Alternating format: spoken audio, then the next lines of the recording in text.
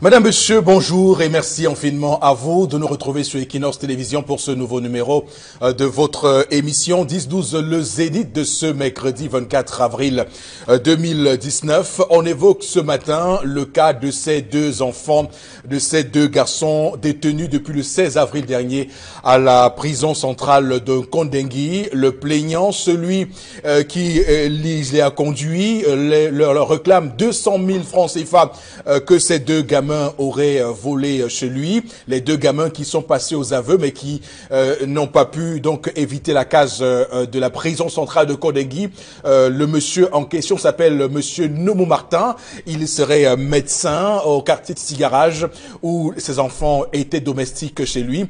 Donc pour 200 000 francs CFA, ces deux enfants de 14-15 ans sont aujourd'hui incarcérés à la prison centrale de Kondengui. Un collectif d'avocats s'est formé avec à sa tête donc maître Dominique Fous qui tente d'obtenir une libération sous caution provisoire de ces enfants pour qu'ils puissent comparaître libres. C'est une grande question qu'on se pose ce matin. D'ailleurs, il y a un malaise à l'évoquer puisqu'on ne sait pas très bien où mettre le curseur entre des enfants qui sont des voleurs et entre cette réaction disproportionnée qui les a conduits direct à Kondengui. Donc on est très dans l'embarras de parler de ce sujet qui visiblement cristallise des oppositions et des contradictions. Mesdames, Messieurs, comme chaque matin, ce programme va s'atteler à vous accompagner jusqu'à 12 h et tous les protagonistes sont là ce matin. D'abord vous, Monsieur Mbachou Chalamel, bonjour et bienvenue. Bonjour Monsieur Eric Fopoussi Negou. Bonjour à tous les téléspectateurs. Silence, on célèbre nos noces d'argent. Même si vous mourrez, même si la pression ne cesse de monter, on s'en fout. Nous, on célèbre, on boit, on mange, on déguste la bonne mélodie, parce que demain nous mourrons. Bravo à vous, vous qui êtes de l'autre côté de la barrière, et malheureux sommes-nous, qui devons tout attendre de vous. 23 avril 1994, 23 avril 2019, 25 ans, noces d'argent. Merci Monsieur Mbachou Chalamel d'avoir évoqué cette question ce matin. On vous retrouve à 10h30 dans le cadre de votre colère éponyme qui va donc débarquer sur notre antenne tout à l'heure. Madame, Monsieur, également sur le plateau ce matin, permettez-moi d'introduire Florazé. Bonjour et bienvenue. Merci Eric Fopoussi, bonjour à vous. Bonjour à vous sur le plateau. Non, rien, tout va très bien, merci. Bonjour à nos millions de téléspectateurs. Encore près de 2 millions de personnes meurent de paludisme. Hein. J'en parle parce que on voit des enfants, on voit des femmes aussi, même avec les moustiquaires qui continuent justement de mourir, de crever face à cette pandémie. On en parle encore, il faut justement que des mesures soient véritablement prises pour qu'on sorte de cette catastrophe en termes de chiffres. Près de 40, 50, 60% de ménages encore au Cameroun souffrent de paludisme. Dans le cadre de la revue des réseaux sociaux, on va revenir justement à cette affaire entre Wilfried et William, une affaire qui touche et qui ne laisse personne insensible et qui fait le grand buzz sur la toile. D'autres informations en complément pour ce mercredi, Eric Fopoussi. Voilà, on va surtout parler de ces militants du MRC et de ce militant du MRC qui aurait été poignardé à la prison centrale de Kondengui, donc qui se trouverait actuellement à l'infirmerie de cette maison d'arrêt. On voit très bien que là encore, ça bouge énormément sur le plan politique, alors que le Cameroun cristallise, on va le dire, les critiques de la part de la communauté internationale. D'ailleurs, le Parlement européen tout récemment a donc adopté une résolution très dure sur le Cameroun et le ministre de la Communication René Emmanuel Sadi avait tout fait hier de rassembler la presse pour répondre à cette résolution du Parlement européen. Alors également sur le plateau ce matin, vous, Bobo Bengal, bonjour et bienvenue. Bonjour Monsieur Fopoussi Negou, bonjour à vous chers téléspectateurs.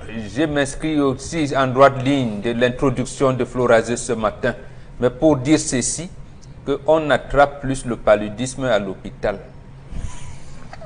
Rentrez, faut vous rendre dans le centre hospitalier tous les soirs pour vous rendre compte que les moustiques envahissent nos hôpitaux. Les moustiques ont envahi nos hôpitaux.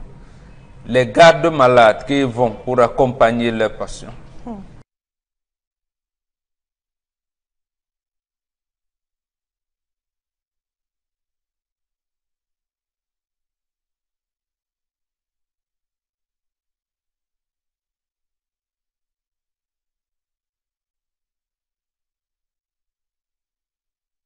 Paludisme gratuit pour les enfants, les femmes enceintes, les enfants de moins de 5 ans. Nos maternités sont comment? Merci beaucoup. D'accord. Donc, madame, monsieur, on va démarrer le programme de ce matin avec la première articulation. Il s'agit de l'histoire du jour. Il s'agit de Karine Sontia qui va se mettre sur la scène pour nous raconter l'histoire de ce matin. Bonjour Karine et bienvenue. Bonjour Eric Fopossi, bonjour aux téléspectateurs du 10-12 Le Zénith et bonjour aussi au panel. L'histoire de ce matin, c'est l'histoire d'Arlette, 33 ans. Elle est maman de 2 enfants qui ont 2 pères différents. Et Arlette est de la région de l'Ouest, particulièrement du département du Noun. Et de ce côté, elle a été forcée à aller vivre avec un monsieur. Parce que, disons, qu'elle a 2 enfants et il faut qu'elle soit dans un foyer et tout. Arlette a alors été forcée, obligée même par sa famille à aller vivre avec ce monsieur malgré le fait qu'elle n'était pas d'accord. Alors, elle est allée s'installer avec le monsieur, mais un mois après, elle constate que son mari est marié. C'est-à-dire que la personne avec qui elle partage sa vie depuis un mois est officiellement, traditionnellement, officiellement et même religieusement mariée depuis bien longtemps, mais que son épouse, elle est fonctionnaire, donc elle travaille dans une autre ville et de temps en temps, elle revient à la maison. Et Arlette, ayant constaté cela, veut partir. Elle a appelé sa famille pour faire part de la situation et la famille a dit non, tu ne peux pas rentrer, tu dois rester là-bas parce qu'il faut que tu sois la femme de quelqu'un. Et Arlette dit qu'elle n'est pas heureuse dans ce foyer. Elle est malheureuse. Elle veut rentrer, quitte à ce qu'elle rentre avec ses enfants et qu'elle mange le sable. Mais comment est-ce qu'elle doit faire puisqu'elle n'a le soutien de personne? Est-ce qu'elle doit rester dans ce foyer et juste bénéficier du fait d'être appelée Madame Telle pour les beaux yeux de la société? Ou alors est-ce qu'elle doit rentrer pour trouver son bonheur à elle? Arlette s'en tient à vous, chers téléspectateurs, et surtout à l'intelligence de nos intervenants sur ce plateau. D'accord. Alors, c'est, on va le dire, un problème que nous allons développer sur ce plateau ce matin, madame, messieurs, avec cette jeune femme. Je suis pas parfois touché par ce type de d'histoire, mais ce matin particulièrement, j'ai de la peine pour cette femme, pour cette Arlette, 33 ans. J'ai beaucoup de peine pour cette femme. J'ai passé une très mauvaise nuit d'ailleurs à penser à son histoire parce que je me dis où va le monde. On est clairement dans une configuration où au final des choses arrivent aux gens et au lieu, comme on le fait chaque matin, de faire des reproches aux personnes par rapport aux choix qu'elles font, je pense qu'on devrait ce matin consoler cette personne. Elle a besoin d'être consolée. Elle a besoin qu'on sèche ses larmes et qu'on rassure ses blessures, qu'on rassure ses peines et qu'on l'encourage à avancer dans la vie. Parce que c'est ce qui est au final important, parce qu'il faut se dire que on n'est jamais prisonnier ou prisonnière, puisqu'il s'agit d'Arlette, d'une situation statique. Les choses peuvent changer et elles peuvent changer dans une forme d'évolution, dans une forme d'amélioration. Et c'est ce que nous souhaitons de tout cœur pour cette Arlette, même si on peut évidemment, à travers son histoire, déceler quelques manquements et quelques erreurs, quelques fautes à ne pas commettre lorsqu'on souhaite mener une vie paisible, une vie tranquille. Alors bon, Bengan, je commence par vous. L'histoire de ce matin, alors elle se pose une question tout à fait essentielle. Elle ne sait pas s'il faut, pour elle, quitter cet homme, quitter cette ville pour aller s'installer ailleurs, au risque de se faire considérer comme étant une femme à part, qui n'est pas quelque part dans la maison d'un homme. Je rappelle quand même que c'est une situation quand même assez cocasse, puisque l'homme en question, il est marié officiellement, la dot, le civil et le religieux, et elle n'est là qu'au titre de l'arrangement entre familles, qui au final, on le voit bien, n'a pas débouché sur une dot. Donc, qu'est-ce que vous lui dites ce matin à cette Arlette? Elle vous regarde. Oui, et je lui dis d'emblée que la question qu'elle a posée et surtout la conclusion qu'elle a prise sont fausses, l'une que l'autre. Et justement, elle semble avoir posé la question essentielle. Je lui dis, Arlette, c'est faux. Ma fille, tu as fait tout faux. Elle n'est pas ça. Elle dit, au regard de la société, ce n'est pas la société qui lui a demandé de faire 2 enfants avec 2 hommes différents. Est-ce qu'elle-même, dans ce qu'elle avait conçu comme projet de vie, elle pense qu'elle s'en sort comme ça? Justement, la société qui a accepté qu'elle soit fille, qu'elle naisse fille et qu'elle puisse concevoir, doit aussi avoir des orientations. Par exemple, elle envisageait aller en mariage. Elle a fait 2 tentatives au moins qui ont abouti à 2 enfants, 2 tentatives infructueuses. Maintenant où la famille s'ingère et veut lui trouver un abri, elle estime que c'est un problème mondial. Il faut relever. J'ai dit, c'est là où elle a fait tout faux. Donc pour vous, elle est dans un abri, dans un refuge. Elle veut mener une ville pala-pala pour partir comme au quartier. Et sa famille, vous avez bien dit, que des arrangements. Ça veut dire au moins une chose principale qu'elle ne veut pas dire, qu'elle n'a pas voulu dire à Sontia. Oui. C'est que la femme du monsieur qui est fonctionnaire qui n'est pas là a accepté que son mari est quelqu'un. Bon, elle Voilà, vient de temps en temps et cette femme a essayé de lui faire des problèmes avec par le truchement de ses enfants à elle. Voilà, mais elle accepte que son mari est une deuxième épouse. Malgré le fait qu'elle soit mariée régime monogamique, parce qu'il faut dire que le mari n'a pas possibilité. Non, mais attendez. Elle est à l'église. On sent vous avoir des accès à l'église. D'accord, Salomon avait combien de femmes? C'était lui l'ami principal de Dieu.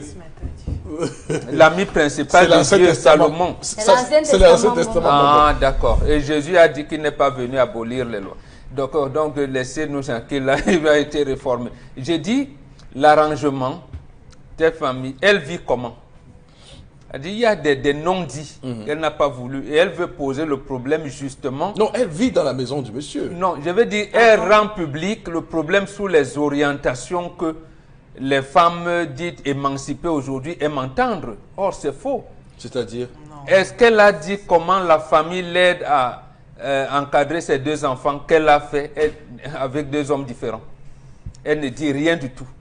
Mais elle estime que c'est une guerre mondiale qu'on veut lui faire en lui demandant de rester avec un homme. Est-ce que pour ça on doit la martyriser? On ne la martyrise pas. C'est elle qui ne sait pas ce qu'elle veut.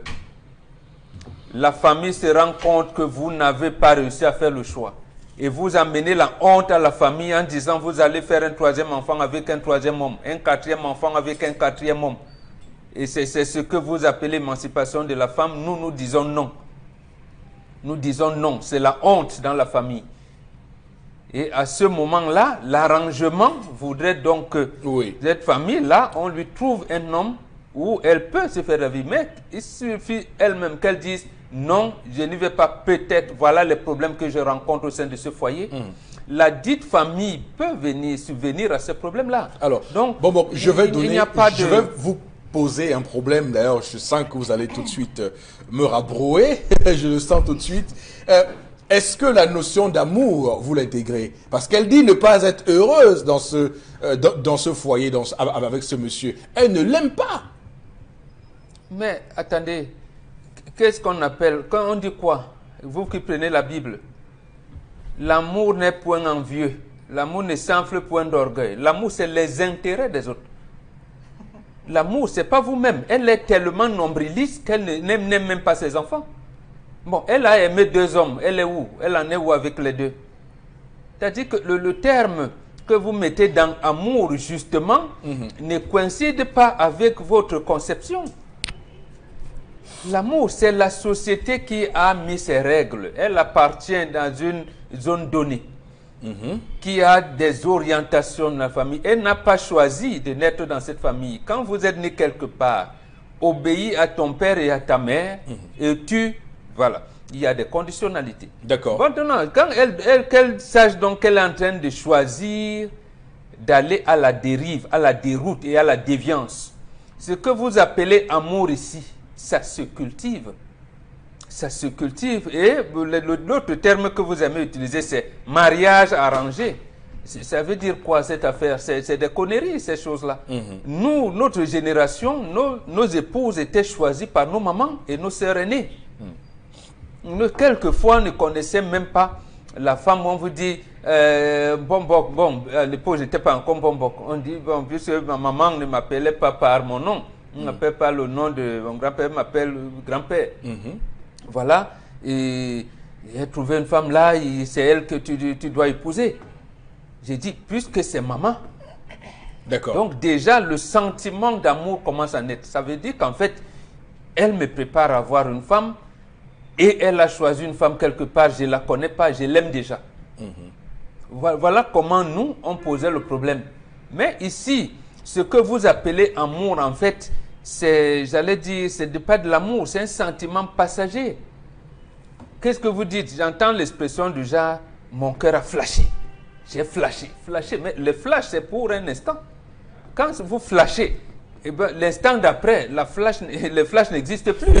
Ça veut dire qu'en fait, que l'amour s'effrite au même moment que votre flash. C'est si évident. Voilà. C'est d'une cohérence inouïe. Oui, ma fille Arlette, attends donc le jour où ton cœur va flasher. Là, tu vivras l'amour, si tu verras. Mais très bien. Maintenant où tu déshonores ton père et sa mère, voilà, c'est très compliqué. Ça sera compliqué. En tout cas, et vous dites qu'il faut qu'elle supporte. Qu'elle supporte, et justement supporter, ça veut dire qu'il y a des problèmes. D'accord. On ne supporte pas ce qui est bien. D'accord, très bien. On supporte justement ce qui est mauvais. Alors, Chalamel, je vous vois écrire. Qu'est-ce que vous dites qu'est-ce que vous avez écrit et que vous allez dire à Arlette? Monsieur, il faut pousser, nous perdons notre temps. Nous perdons notre temps. Pourquoi nous perdons notre temps? Parce que volontairement, elle a choisi de passer de sujet à objet. C'est elle-même qui a choisi de passer de sujet à objet. Pourquoi? Vous êtes en train de faire le procès des traditions africaines. Vous êtes en train de faire le procès du mariage en Afrique. D'accord. Sa famille a dit que pas. Elle s'est levée, elle est partie. Donc, en Afrique, c'était la dictature. Faux. Faux. Et Mbongo l'a corrigé subtilement. En vous racontant comment sa mère l'a préparé à aimer celle avec qui il devait vivre. Elle l'a préparé au mariage, il vous l'a dit. Donc, il faut retirer ça. Les occidentalisés avec qui vous discutez, qui à chaque minute vous disent que si ce n'est pas ça, je me barre. Si ce n'est pas ça, je reste faire quoi, je pars. Eh bien, partez. Partez. Vous faites de rire. Oui, partez. Mais on va partir. C'est lorsque vous allez passer la nuit à 40-50 ans sur un lit glacé que vous comprendrez qu'il faut la présence d'un homme pour réchauffer le lit. Partez. Est-ce qu'on me retient? Partez. Donc, monsieur Eric Fopoussi, ouais. Comment s'est passée la négociation? Comment s'est passée la négociation? Il y a un homme qui m'a demandé de te parler. Il y a un homme qui s'intéresse à toi. La fille a des questions à poser à sa mère. Ça commence à la cuisine avant d'arriver au salon. Même si c'est le salon qui déclenche. Le père peut dire, bon, il y a quelqu'un qui est intéressé, qui vraiment... Il trouve que ta fille, la vie avec laquelle, la vie que ta fille mène, c'est pas une bonne vie. Essaye de voir. La mère dit, ok. Une fille qui est chez ses parents et qui fait l'enfant avec deux hommes différents. À 33 ans. Attendez, deux hommes différents. Le quartier regarde comment? Les voisins, quel est le regard des voisins? Ça veut dire que c'est une fille qui elle-même a des difficultés à se maîtriser elle-même. Elle vit plus par rapport à ses pulsions. À ses flashs. Non, je vais éviter. Non, Là, je vais parler le mot d'éclair. Oui. Les éclairs. Voilà. C'est l'éclair, monsieur. C'est l'éclair, oui. Il faudrait que les jeunes filles d'aujourd'hui comprennent que le principe du mariage, c'est de ne pas épouser l'homme qu'on aime, c'est d'épouser la personne qu'on va apprendre à aimer. Parce que c'est le chemin sur lequel vous allez passer toute votre vie. Oh non, je t'aime à la folie, moi aussi je t'aime. Tu aimes quoi, les héros? Tu aimes quoi? J'aime les boîtes de nuit, tu aimes quoi? Le jour où tu te maries, on dit que madame, la boîte s'arrête là. Tu sors plus. Madame, tes histoires que tu fais, les dépenses, les gros héros, c'est fini. La ration change. Voilà. C'était dehors. On mange le riz sauté. On mange le riz sauté. Voilà. C'est là, oh, j'ai épousé qui comme ça, là, le lion. Maman, et puis on va te dire, sors, ça va pas. Partez. C'est ça, monsieur Rifopoussi, que ces jeunes filles doivent intégrer dans leur cervelle. Oui. Que le mariage, c'est tout autre chose. C'est l'homme, c'est la personne que je vais apprendre à aimer et non que j'aime. Ah oui, c'est là où le flashlight est très fort. Ça aveugle, le flash aveugle, monsieur Rifopoussi. Je prends le deuxième point. Dans le mariage traditionnel, lorsque vous avez une femme, c'est la deuxième femme. Lorsque la deuxième femme va entrer, c'est la première femme qui vient doter la première femme. Absolument. Donc je dis, elle nous fait perdre le temps. C'est la première femme qui vient récupérer en disant, écoutez, mon mari m'a dit, je suis d'accord, viens ensemble, portons. Et vous faites un cadeau à cette femme parce qu'à partir de ce jour, dans l'Afrique de l'Ouest, vous offrez un slip à cette femme pour que les mouches ne se posent pas sur le sexe, comme on dit traditionnellement. Parce que son mari ne va plus la regarder. C'est toi maintenant qu'il va regarder. Il aura un temps, il va plus t'accorder le temps qu'à elle. Donc tu lui offres des paquets qu'elle s'en contente pendant ce temps. Donc, je pose qu'ici, là, c'est un monsieur qui allait voir le père de la fille. Il a dit, bon papa, comme celle est partie là, vraiment, tu crois que je fais comment? J'ai froid. Faut que je me réchauffe. Il faut que je me réchauffe. Il faudrait. Alors, à ce niveau, j'ai pris. Vous voyez, c'est ça les occidentalisés. Vous prenez tout au premier degré. C'est un exemple, madame. Je vous prenez tout au premier degré. C'est un exemple. Donc, j'ai dit. Il dit, je prends cet exemple. Je prends cet exemple. Encore à votre décharge. C'est plausible parce que l'épouse du monsieur travaille dans une autre ville. Elle est enseignante dans une autre ville. Donc, elle va revenir de temps en temps. Et tout seul. Donc, le monsieur, on va voir.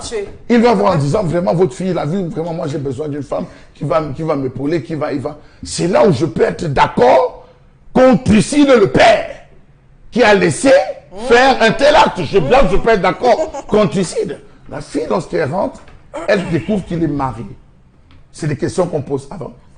Elle découvre qu'il est marié religieusement à la mairie, peut-être sur le régime monogamique. Pas peut-être, elle dit monogamique. Monogamique. Oui. Alors, monsieur Rifopoussi, dès cet instant que vous avez contacté, vous avez constaté cela. Mais rentrez, appelez, interpellez la famille. Elle est rentrée, justement. Interpellez, monsieur Rifopoussi, interpellez la famille. C'est qu'elle a fait. Vous dites à la famille, voilà la situation que j'ai. Non, voilà la situation que j'ai.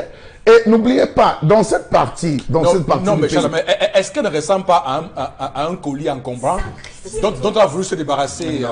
Non, je n'irai pas jusqu'à ce niveau, monsieur Rifopoussi. Je n'irai pas jusqu'à ce niveau. Vous savez, chaque parent connaît l'enfant qu'il a, à qui il a donné naissance. Chaque parent connaît. Il connaît les avancées, il connaît les tenants et les aboutissants de ses enfants. Cette fille, vraiment, comme Bamboka dit, c'est une fille par là, dont à qui les parents souhaiteraient donner une leçon de vie. Elle est par là. Souffrez qu'on dise, qu'on emploie cette expression. C'est une fille. Vous avez des filles comme ça. Vous avez des filles comme ça. Je fais le lit d'un monsieur dont sa femme est tout en voyage. Mais qu'elle fasse alors son choix. Attention, Chalamel. Qu'elle fasse son choix. Attention, vous dites quoi réellement ce matin? Attention. Je vais vous prendre le cas. Je vais prendre le cas dans ma famille consanguine, Florazé, où on a une fille. On a une fille qui, elle, tout le temps, elle adore le mariage. Mais le mariage ne l'aime pas. Ouais. Chaque fois qu'elle rencontre un homme, elle va déjà s'installer. Elle fait 2 enfants. Le gars, ça se gâte après la chasse. Elle rentre avec les enfants à la maison. Après, elle disparaît. Il y a des enfants comme ça. Il y a des êtres comme ça. Je dis, je parle de ça, c'est ma famille consanguine dont je vous parle. Et peut-être elle est en train de regarder la télé. On l'a accepté avec. Donc, les parents ont voulu lui donner une certaine leçon de vie en lui disant, écoute, va tester, il faut goûter ce que c'est que le mariage, il faut voir ce que c'est que la vie. Maintenant, elle a une première épreuve. C'est là où je dis encore, elle est occidentalisée. Donc, c'est une femme qui l'a fait paniquer. Elle est au premier contact, elle dit, je fuis. Premier contact, elle dit, je fuis. Les parents lui disent, assume. Ça veut dire, discute avec elle. C'est pas son choix. Discuter avec elle, c'est discuter avec son mari. Attention, donc, vous mariez lundi. Une femme vient chez vous, vous dit que je vivais avec ton mari avant ça. Tu appelles ta mère. Voilà. Chalamel, vous n'êtes pas bon, vous. Hein? C'est pas. Oh, maman, la fille, elle est revenue. Oh, elle est revenue, je pars. Partez. C'est pas la fille, c'est sa femme. C'est pas normal. Alors, c'est un exemple que j'ai pris. Alors, Florazé, qu'est-ce que vous avez à dire? Vraiment, ne parlez pas à Chalamel. Parlez. Elle va me parler. Elle va me parler, voilà. Chalamel, Adressez-vous à cette femme. Je connais. Adressez-vous à cette Arlette, oui. Non, Arlette, suis ton visage. Ce n'est pas la fin du monde. Tu vas retrouver un foyer. Que tu aies 3 ou 4 enfants avec 4 pères différents, c'est le passé. Tu es capable de relever de là où tu es. Suis tes larmes, ne pleure pas. Et quitte ce foyer parce qu'il n'est pas à toi. Les parents, nos parents peuvent faire des mauvais choix. Ce sont des êtres humains. Mais Arlette, tu es déjà une adulte. Tu as 2 enfants. Tu es maman. Réfléchis par toi-même. Désormais, elle a 3 enfants. C'est-à-dire que le monsieur avec qui elle est actuellement, ils ont un enfant ensemble. Hein. Donc, ça fait 3 enfants. Alors, j'ai noté un mot de pas d'abri. Le mariage, ce mariage, cette maison ne saurait être un abri fiable pour toi, Arlette. Le mariage n'est pas une fin en soi. Tu ne vas pas gaspiller, je ne sais pas moi, ta dignité, parce qu'il te faut absolument... Oui, quelle part? Elle n'a jamais été mariée. Et ce foyer n'est pas pour elle, n'est pas fait pour elle. Elle arrive dans une situation où un monsieur, Chalamel a dit, monsieur arrive, vient voir même un pas. Quelle audace! C'est être indigne. Vous venez voir un chef de famille, dit, j'ai besoin de ta fille, madame est tout le temps en voyage, j'ai besoin d'une femme qui va venir réchauffer mon lit matin. Et Chalamel le dit en Mondial Vision. Il y a des jeunes filles qui nous regardent, des enfants. Je suis désolé, j'ai dit exemple. Non, mais c'est exemple. Ce sont des exemples qu'il ne faut même pas prendre. Limez vos ongles, Florazé, j'ai pas de doigts à gratter. J'ai dit limez vos ongles, c'était un exemple. Attention, il faut limer vos ongles. Ce sont des exemples qu'il ne faut même pas prendre. Si, il faut les prendre. Qu'il ne faut même pas prendre. Si. Arlette, est-ce que la famille d'Arlette n'a pas trouvé une autre issue que le mariage pour elle? Une formation, quelque chose pour l'occuper? Une formation, quelque chose, si elle ne fait rien. Donc, pour vous là-bas, vous avez vu que c'est le mariage. C'est l'issue idéale. Pour elle, je dis non. Arlette, dis à papa qu'il a échoué sur ce coup. Dis à maman, dis à ta famille qu'ils ont échoué. Prends-toi en charge. Je peux comprendre également le rôle des parents. Ils ont l'impression, voilà, ils constatent que c'est une... Arlette ne fait rien, elle n'est pas assez motivée, elle est un peu molle pour se prendre... Mais non, voilà une situation que tu vis. Tu t'es réveillée, Arlette. Donc, prends sur toi, c'est-à-dire fais un travail sur toi. C'est pas comme mon Gladys, pas la société, le regard des autres. Tu as 2 enfants avec 2 pères différents. Et puis quoi? Tu n'es pas la première, tu n'es pas la dernière. Alléluia. Il suffit tout simplement de faire un travail sur toi. Et quand je parle à Arlette, je parle à toutes les femmes. Alléluia. Le mariage n'est en rien. Le mariage, c'est pas le mariage qui rend heureux. Au contraire, il y en a qui sont à l'intérieur qui veulent sortir. Oui. Ceux qui sont à l'extérieur veulent entrer. Oui. Arrêtons de banaliser. Non, arrêtons de banaliser le mariage. Est-ce que vous êtes conscient que votre discours nous met très mal à l'aise sur ce plateau? Non, attendez. Nous sommes très mal à l'aise avec ce discours. Le mariage, pourquoi on banalise autant le mariage? Le mariage est une institution divine. Arrêtons de jouer avec le mariage. On a un homme qui est légalement marié et puis qui a signé, qui a signé monogamie, qui ne respecte pas son épouse qui, elle, est en voyage à cause de son travail. Il ne respecte pas ça. Et justement, Arlette arrive dans un foyer où elle ne sait même pas. Il ne sait pas si l'homme en question est marié, si elle est nue, si... La famille peut-être n'a même pas pris le soin. Qui est ce monsieur? Comment vit-il? Et c'est très tout. Donc on est dans une famille... On est dans une famille instable. Et je dis, monsieur Mbadjou, vous devez retirer pratiquement à 70% tout ce que vous avez dit sur ce plateau. Toujours à incriminer la femme. On a fait une jeune fille de 33 ans. Vous dites qu'il y a des femmes comme ça, qui aiment faire les enfants comme ça, comme ça. Oui, non, ça n'existe pas. Vous pouvez dire que ces femmes ont quelque chose qui ne va pas en elles. L'homme peut vous comprendre. Mais ce qui ne va pas toutes les femmes aimeraient être dans des situations, des relations stables. Et Arlette, il n'y a pas que le mariage qui te rend stable. Il peut y avoir une autre issue. D'accord. Occupe-toi. Occupe-toi, ma belle Arlette. C'est compris, Florazé. Monsieur, oui, une précision pour 30 secondes. Non, la précision, elle est claire. Oui. Je vais vous dire dans la vérité. La vérité dans cette affaire, c'est que Arlette a conçu de ce monsieur avant. Elle a conçu de ce monsieur avant. Et certainement, son père avait dit que si tu conçois encore d'un père différent, tu l'épouses. Non. Non, si. non, Monsieur Eric Fopoussi, elle prend toujours au premier degré. J'ai dit certainement. S'il vous plaît, l'adverbe, certainement employé. Je ne veux pas dire évidence. Je vous en prie, Florazé. Je m'exprime encore bien. Monsieur Eric Fopoussi. Un coup de français. Oui, parce qu'elle prend au premier degré. J'ai dit monsieur Eric Fopoussi, elle a dû concevoir avant et le père a dit trop. C'est trop. Bon, ma maison n'est pas une crèche où je vais me retrouver à élever les enfants des gens. Alors tu vas à mariage. Il a demandé à rencontrer le monsieur en lui disant ma fille ne peut plus rester là. Vous avez le choix. Soit on va devant les tribunaux, on se retrouve de ce niveau, soit prenez ma fille. Donc je crois qu'il y a un consensus qui a été trouvé. L'homme a pris la femme. L'histoire est claire, Chalamel. Non, Arlette n'a pas donné les informations nécessaires. Elle n'a pas donné toutes les informations. D'accord, très bien. Ok, Chalamel, on va s'en tenir à l'histoire de ce matin. Vous allez faire, les gens auront peur de nous écrire. Bien sûr, oui. C'est une histoire. C'est une histoire tronquée. Vous allez faire, les gens auront peur l'histoire est tronquée, de nous écrire. Arlette a tronqué son histoire. Oui, Karine, allez-y. Monsieur Fopoussi, on a affaire à des parents démissionnaires. Qui ont démissionné depuis l'adolescence de Arlette. On nous excuse, monsieur Bachou, quand vous avez parlé de finalement, c'est vous deux sur moi par rapport à cela, non, parce que cette histoire, elle touche toutes les femmes et les jeunes filles qui regardent cette émission. Faudrait qu'on soit vraiment conscient de ce qui se passe. On a affaire à des parents qui ont des adolescentes à la maison et qui sont démissionnaires. Un papa qui n'a jamais demandé à sa fille comment est-ce que tu vas, est-ce que tu as déjà, tu portes déjà des garnitures, des serviettes hygiéniques, ainsi de suite. Je vous assure que ce papa-là ne sait pas comment est-ce qu'on fait quand on a une fille à la maison. Parce que ce qui se passe, donc ça montre... maman n'a jamais été une fille alors. J'ai dit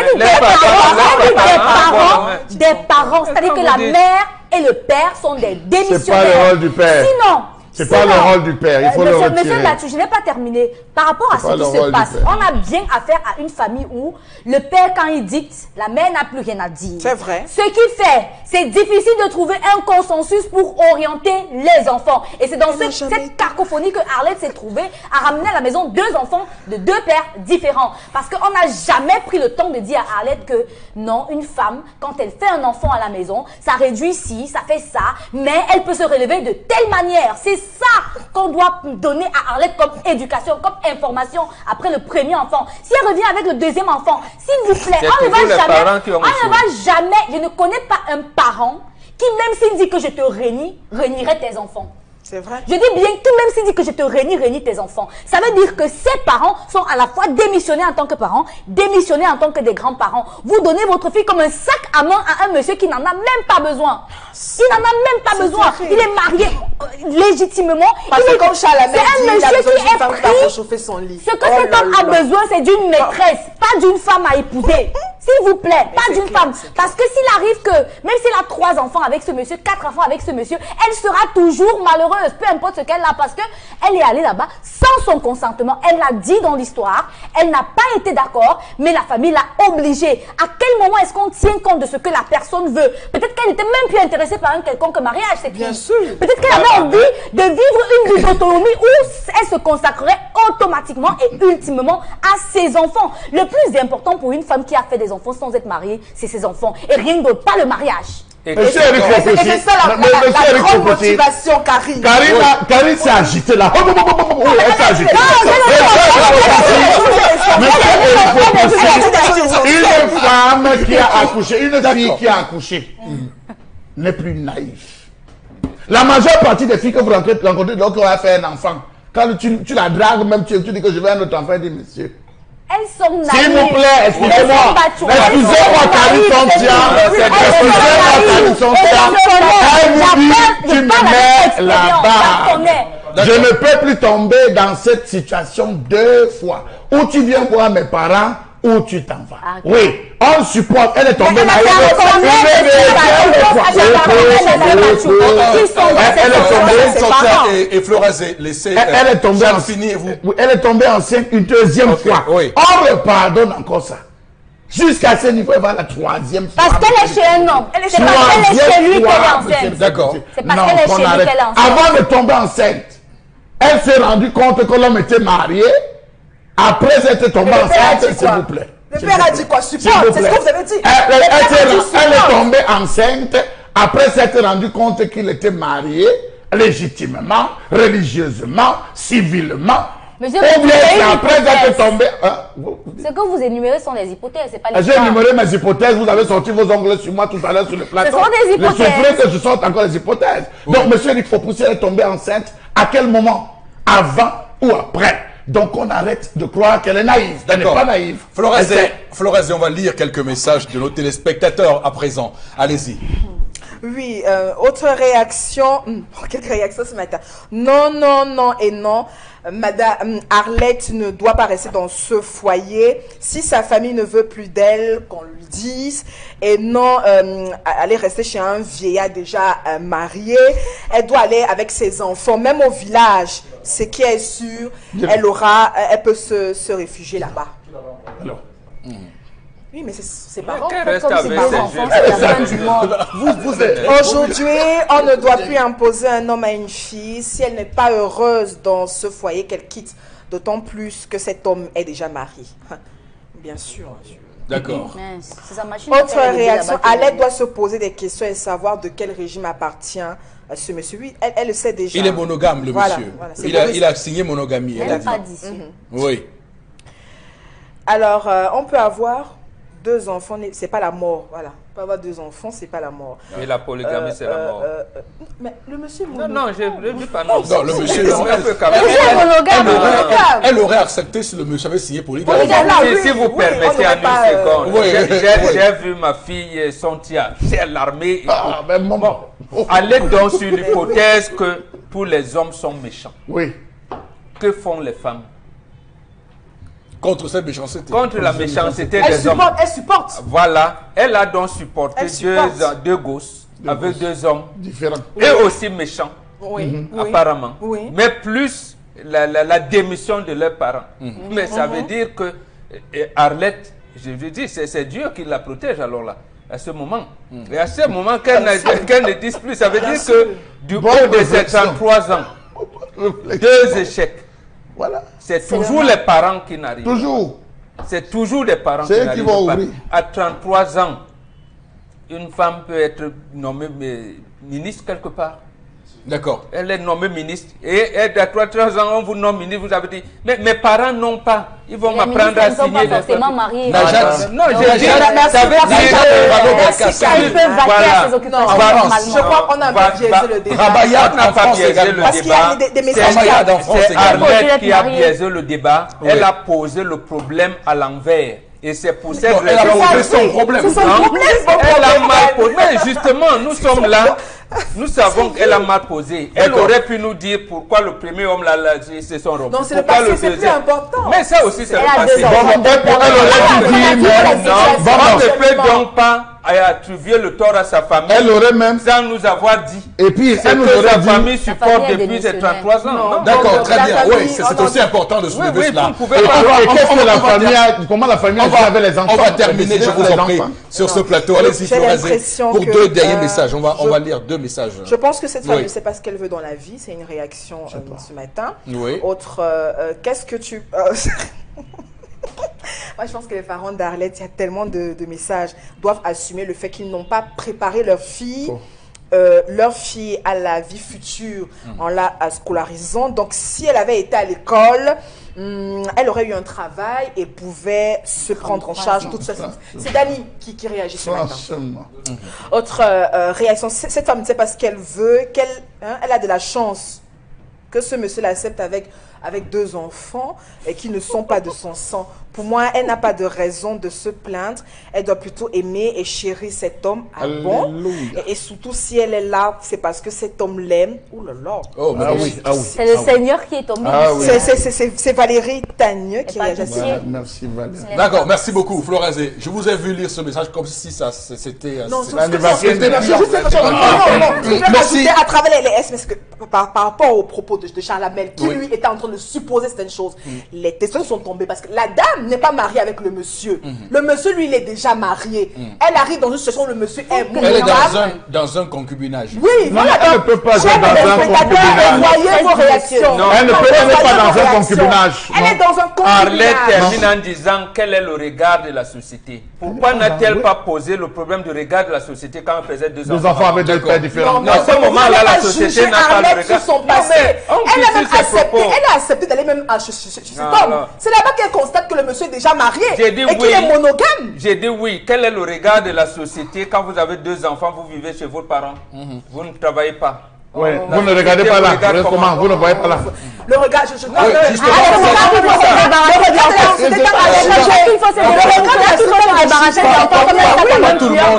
tout le monde en même temps. C'est justement la question centrale d'Arlette, justement ce que Moro Bengan dit. Lui, il dit, elle dit clairement, doit-elle continuer dans ce foyer et conserver un bon regard de la société vis-à-vis d'elle, ou partir et s'en foutre de ce que pensera la société. Monsieur Poposinegou, Karine a donné le nom exact. Cette femme, elle est la maîtresse de ce monsieur. C'est ça le regard que la société aura. La maîtresse à domicile. À domicile. D'accord. La maîtresse à domicile. Oui, c'est le même quoi. Voici tout le monde. Voici la colère de Charles Hamel.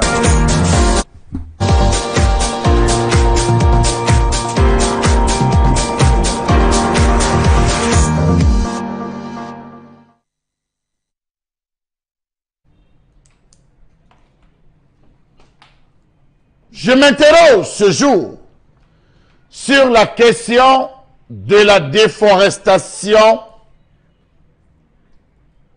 dans la Sanaga maritime, bien, dans le Cameroun tout entier, et plus particulièrement dans la Sanaga maritime.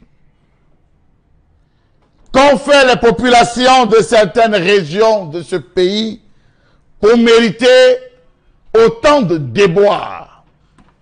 Était-ce leur faute? Trop de points d'interrogation. Cameroun, Cameroun, Cameroun.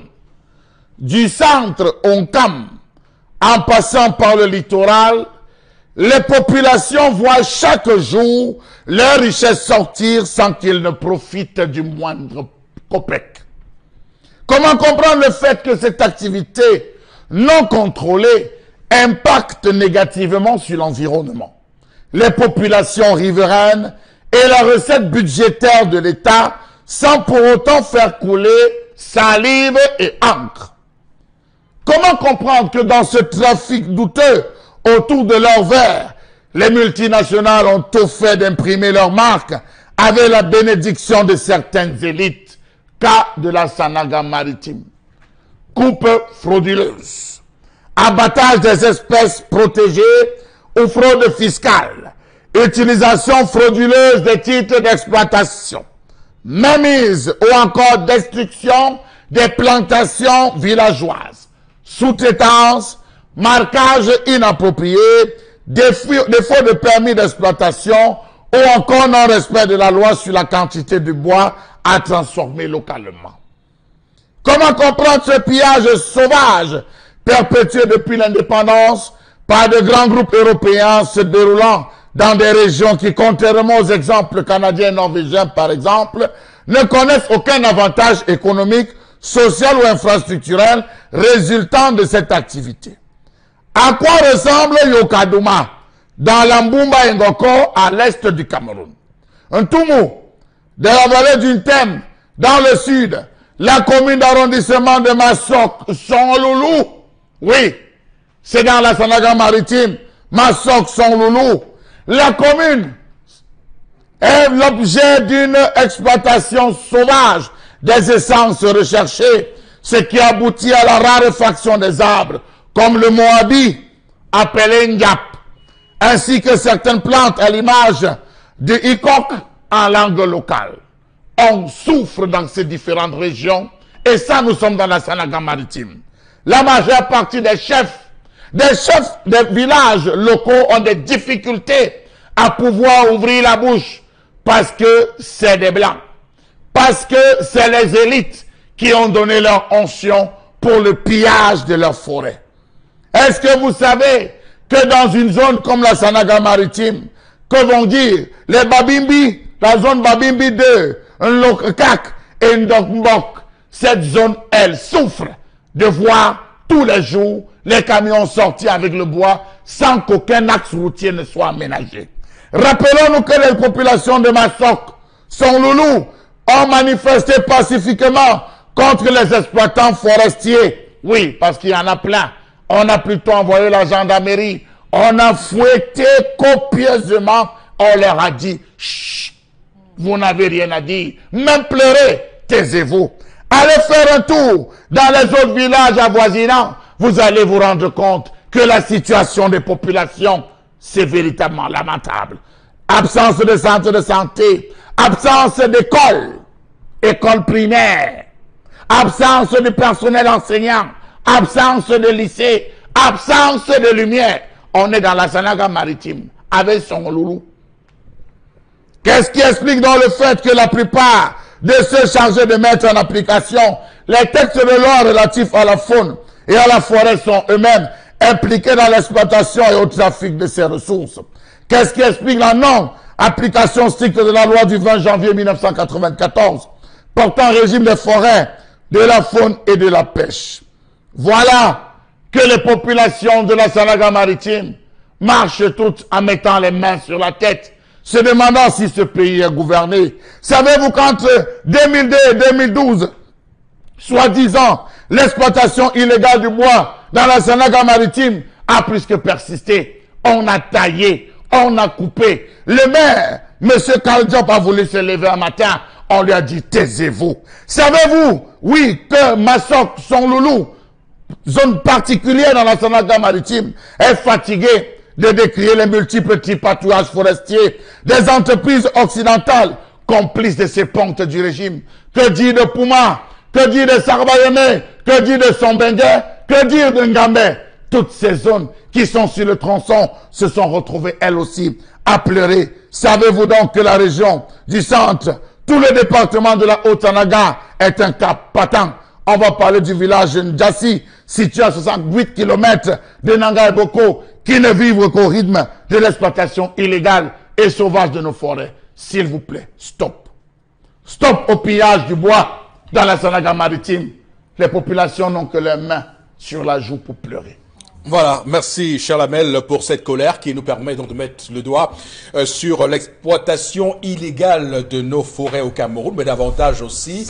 Et ce qui est tout à fait clairement remarquable, c'est que dans cette exploitation forestière de nos forêts abusives et illégales de nos forêts au Cameroun, on a le cas précis de la Sanaga maritime qui nous préoccupe ce matin, puisque le cas, il est visible un peu partout au Cameroun. Et dans cette partie du pays précisément, on voit très bien que cela s'apparente à ce qu'on voit également ailleurs avec des essences de bois qui, même interdites, continuent à être exploitées au vu et au su de ces gardes forestiers qui, au final, ne jouent pas le rôle qui devra être le leur, mais aussi au détriment de ces nombreuses familles qui, au final, comme on le voit, ne profitent pas de tout cela. Bon, Bengan, quelle lecture vous en faites? Non, j'allais dire, ce sont les autorités administratives qui encadrent le vol et tout ce qui se passe dans nos forêts. Et Charles Lamel a parlé du maire Karl Diop, à l'époque, paix à son âme, quand il a essayé de s'ériger en tant que maire de Massok Son Loulou. On lui a dit, mes chers amis, faut laisser.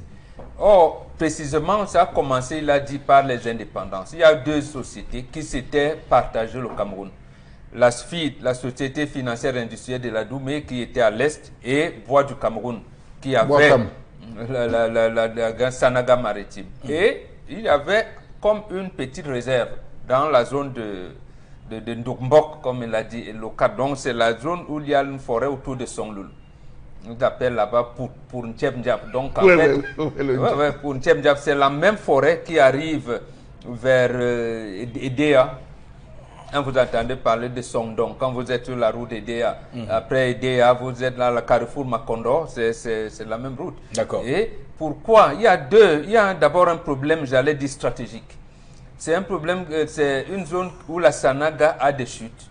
Et la Sonel, là, il faut le préciser, et pour l'apprécier, avait fait des études pour pouvoir faire des barrages à ce niveau, donc, et pour pouvoir alimenter tout le Cameroun. Donc, c'était tout à fait normal que la forêt soit réservée. Mais, dernièrement, je pense que c'est le préfet qui est encore là. Les populations s'élèvent encore pour dire, mais nous n'avons pas le cubage, nous n'avons pas si... Le préfet vient en jogging. Il a dit que, monsieur, vous voulez quoi de moi ici? Je ne peux pas. Je ne peux pas laisser les partir, sinon on les avait arrêtés au niveau de Sombengue. Ils venaient justement dans la forêt de Lokat et de Ndombok, mais également de Ndongem, parce que c'est cette zone de Pourkak. Donc tout était dévasté et malheureusement on est là. Je ne sais pas si l'État du Cameroun au niveau des impôts récolte quelque chose, mais je ne pense pas. Puisqu'en fait, que vous appelez produit intérieur brut, on aurait quand même pu redistribuer quelque chose à la commune, au moins de Massouk Sonlolo, de Ngambé, de Pouma ou de Ngwei, pour pouvoir faire un certain nombre de choses. Mais il y a un autre scandale qui est en train de se dessiner au niveau de la forêt de Yabi Ndogbeso. Apparemment, on vous dit seulement comme ça, c'est-à-dire les autorités administratives envoient une nouvelle, vous ne pouvez pas la vérifier, on vous dit, non, il y a un industriel étranger qui vient, qui va s'installer là et là. Bon, et si c'est le préfet, les sous-préfets qui viennent organiser, qui est derrière? Et qui est-tu? On ne vous dit rien. Un jour, vous entendez seulement qu'on est en train de recruter 2 ou 3 pisteurs et tout. Voilà, les autorités administratives viennent. Donc, en fait, c'est la mafia. C'est la mafia. Comme dit souvent le professeur. Entretenu. Oui, entretenu par les ponts du régime. C'est la même chose qui s'est passée. Vous avez entendu le maire de Yabassi, Maboula, dire ici qu'il y en a même qui ont osé acheter un hectare de terrain à 25 000 francs. 2500 à 2500, pardon. Un hectare de terrain, la forêt vient à 2500 francs. 2500 francs d'hectare. Et or, il n'y a aucune mise en valeur. Vous avez une forêt vierge, vous venez acheter le terrain. Donc, les populations, notamment de la Sanaga maritime, justement, sont dans ce qui vivent. Et l'autre chose, c'est qu'on leur dit, par exemple, c'est un chef qui l'a dit là-bas, justement, du côté de Ndombok, il dit au préfet, après vous allez dire que les bassins sont. Le préfet dit non. Donc, voilà dans quel pays. C'est la mafia qui est encadrée par le pouvoir public. Et j'allais dire même les autorités administratives qui les accompagnent. En fait, elles sont désarmées. C'est pour ça que même lorsque le préfet, le sous-préfet parle, on sait qu'ils ne sont que les agents d'exécution. Au final, ce qui est recherché, c'est de pouvoir faire profiter cette exploitation-là aux populations locales, où il y a une volonté réelle de préserver notre forêt.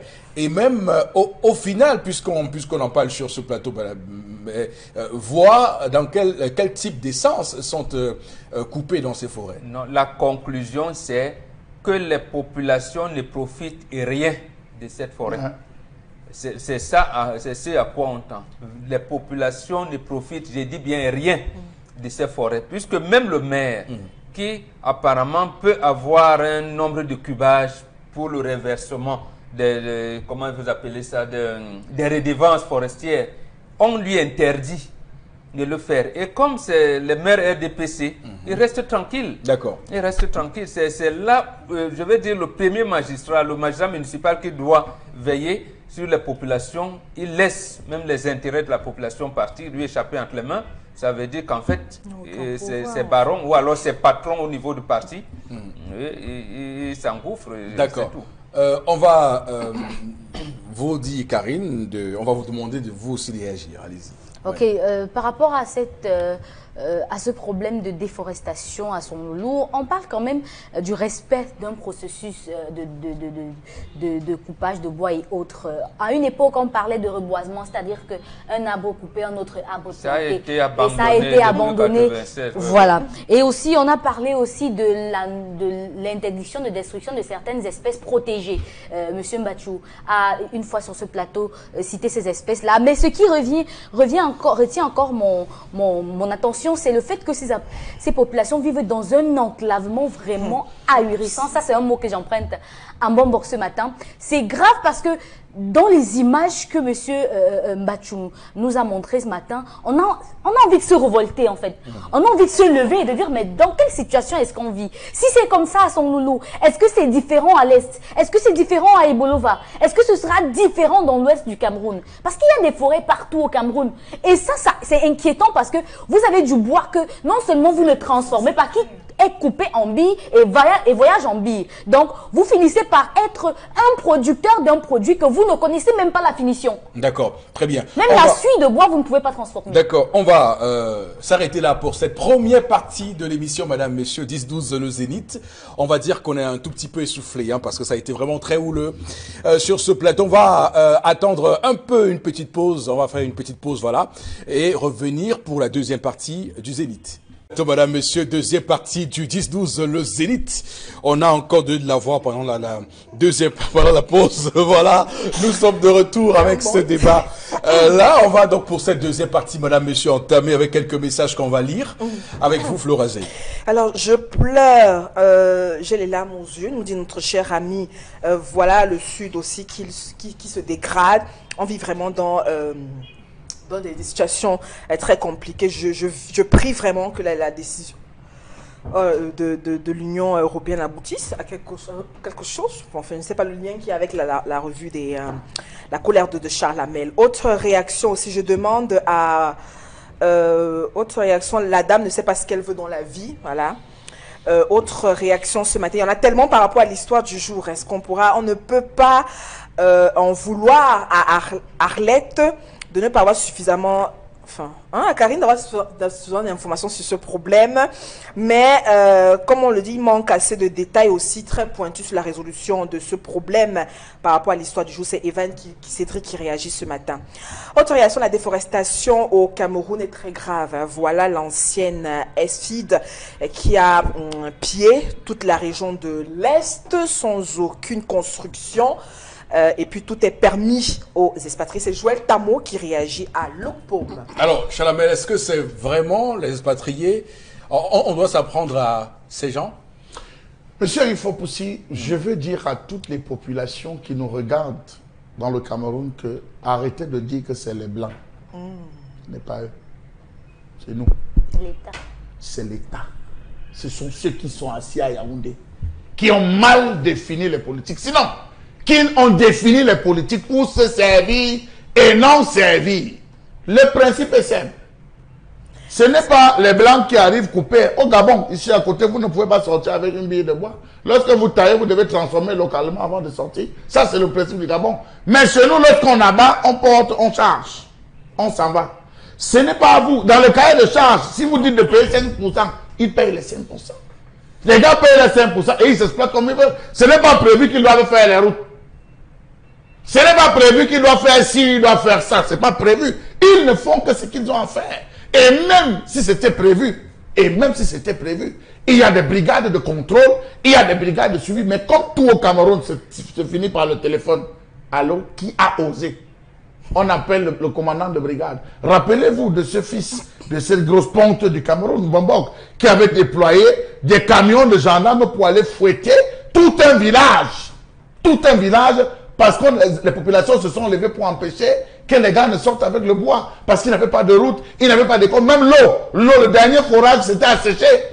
Au lieu de résoudre ce problème, on a envoyé des camions de gendarmes, fouetter tout ce village dans le sud. Donc, je prends ces exemples pour dire, monsieur Eric Fopoussi, le village Lokak, le village Ndokmbok, à une certaine période, lorsque vous tombez malade, on vous amène à Sakbayeme. C'était des hôpitaux de référence. Cet axe, aujourd'hui, vous ne pouvez plus faire. Partant de Pouma, Pungambe, la route, vous allez passer comment? Vous ne pouvez pas circuler. Même pour monter la colline Nkang, la longue, cette grande colline. Les populations étaient obligées de faire ce travail manuel là, pendant la semaine pascale. Ah oui, la colline Nkang, cette colline, monsieur, il faut pousser. Faites un tour, vous allez voir, il n'y a pas de pont. Il n'y a pas d'école. La forêt est littéralement dévastée dans la Sanaka maritime.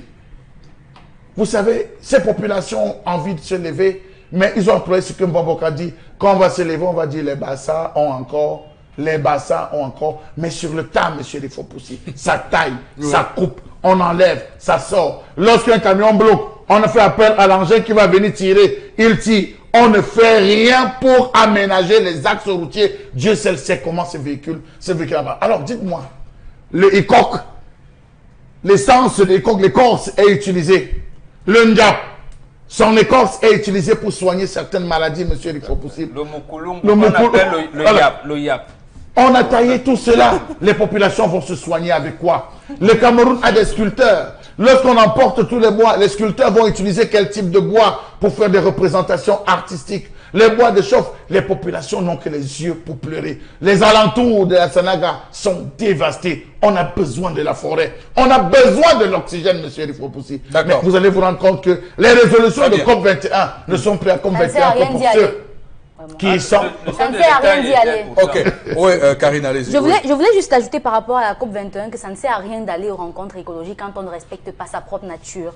Nous sommes un pays qui a une chance énorme en Afrique centrale d'être doté d'un certain privilège en termes naturels. C'est-à-dire qu'on a la forêt, on a les savanes, on a tout ce qu'il faut pour que ce soit touristique, pour que ce soit sanitaire pour nous d'abord. Mais on n'en profite pas. Récemment, on parlait de la COP21, je pense que c'était en 2011. Le délégué du gouvernement de la région du littoral y est allé, mais jusqu'à aujourd'hui, même Douala, on ne sait pas ce que ça a gagné. Le président de la République y était, mais jusqu'à aujourd'hui, le Cameroun n'a encore rien bénéficié. Et chaque jour à la télé, dans les chaînes nationales et autres, on dit le changement climatique, le climat est monté, le climat est descendu. Qu'est-ce qui protège la terre? C'est ces espaces verts. Mais si vous voulez les détruire pour remplir les poches de certaines personnes, alors ça veut dire que finalement, vous ne travaillez pas pour les gens. C'est nos poches. C'est les poches de ce groupuscule qui cloisonnent. Valser, c'est que les conséquences de COP21. COP21, c'est 2015 ou 2016 2016, oui. Le chef de l'État a demandé à l'Assemblée nationale de revoir les textes d'orientation du Conseil économique et social. On a ajouté justement le problème de protection de la nature et tout ce que vous voulez. Mais vous savez qui sont les conseillers du chef de l'État? Ceux qui sont à la charge de conseiller le chef de l'État pour la protection de la nature, de la forêt et tout, c'est Ayan Luc, Forceau Victor, Emmanuel Zété. C'est les trois. Est-ce que le père Kadji est décédé? D'accord. Florazé, on va revenir à vous avec ce tour de table pour prendre d'autres messages, je vous en prie. Ce qui est là, c'est une autre réaction. On ne voit même pas ce qu'on réussit à faire avec ce bois dans notre pays. Un pays un peu trop bizarre, nous dit notre cher ami ce matin. Monsieur Eric Fopoussi, placez-vous ici à Yassa. Vous allez voir les bois qui sortent de cette zone se marquer dessus Manfé. Je dis à Yassa, venant par Yaoundé, vous voyez marqué Manfé. Par quelle magie, par quelle...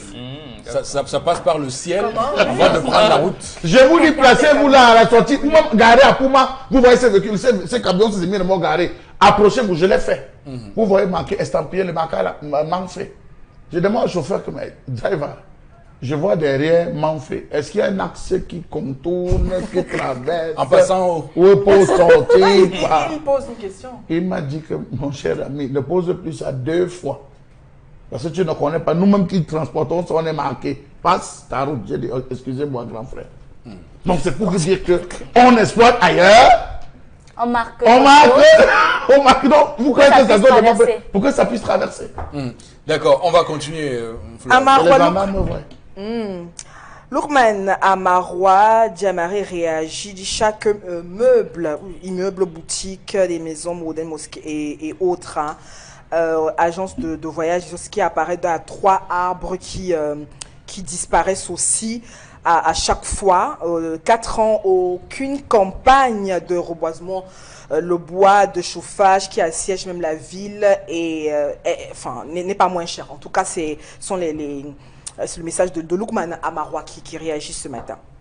Autre réaction par rapport à l'histoire du jour. Alors on dit à Arlette, reste chez ton mari. Voilà, organisons des séminaires pour éduquer également les filles. sur la culture C'est ce qu'on fait sur ce plateau. Hein. C'est l'une des missions principales de ce plateau. Oui, c'est l'une des missions principales de ce plateau. Voilà. Les hommes, pourquoi faire souffrir les femmes? Arlette est encore trop jeune pour vivre ce genre de relation. C'est Raïssa Dedo qui réagit. Ce que je vais dire, c'est de chercher le travail. Ça pourra t'aider à nourrir, encadrer tes enfants. Car l'homme de ta vie viendra seul. Très jeune à 33 ans. Les filles modernes. Le sens du message veut dire qu'elle peut encore passer le marché. Et c'est vrai.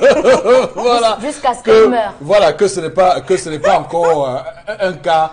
C'est la théorie pour les femmes florazées. Oui, que c'est pas un cas, que c'est pas encore un cas. Donc, ma chérie, ça ne va pas. Chalamel, attendons dans 2 ans, en 2021, puisqu'on vient de voter une loi en France, qu'une fille peut avoir des rapports sexuels consentants à 15 ans. Vous savez que je n'entends pas l'UNICEF parler.